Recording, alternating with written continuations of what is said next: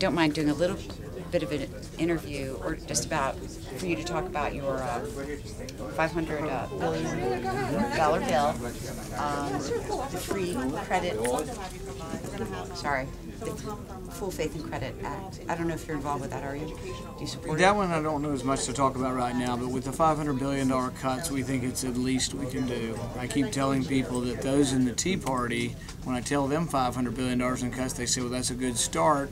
The deficit is up $1.5 trillion. We need even more. When you tell them in Washington $500 billion, they all like, oh, they throw up their hands and like, how could we ever do that?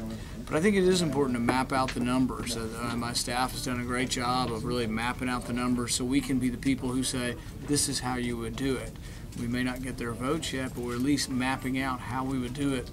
You get more credibility with the media too if you'll present an actual plan, because so many times people are evasive and won't say where will you cut. But once you do, then you have more credibility with the media, and so we're going to keep doing those things. So you wouldn't mind like the adoption of your $500 billion into the Tea Party Patriots proposal, which is $500 billion in cuts, $500 billion in cutting of waste through Six Sigma, and $500 billion from the Deficit Commission recommendations, but they would be entitlement reform. Yeah, we're all for that. And the other thing is if you are looking for any information from our office, call us and we can come up and give you some of the numbers.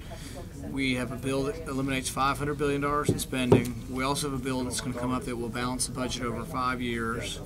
And we also have a bill next week that's going to fix Social Security by allowing the age to gradually rise on those under 55 years old. And then there'll be... okay, can I just say something? Being under 55, that's like saying every year, okay, you know, here, come get it, come get it. Why don't you just tell me right off and just be done with it? Because I'm not, every year I get older, you guys are going to raise the age. Yeah, well, I think what it will be, it actually will be, and it's going to, so fix it forever, you link it to longevity. So as longevity goes up, it does rise. Sure. So there will be a formula, and everybody will know the formula, but it allows it to be predictable.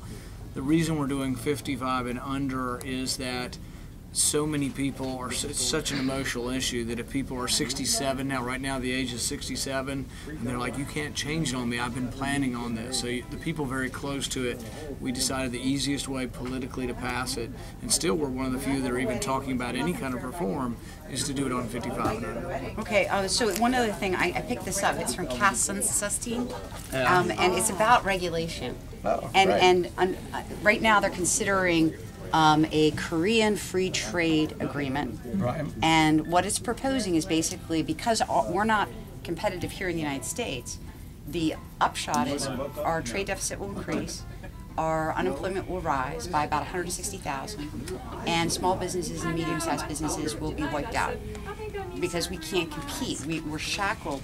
And we can't even compete with the big corporations because you take our money and give it to our competition who are failing. Yeah, and one of the reasons we're not competing well is, our corporate taxes are higher than the rest of the world. That's a big problem for us.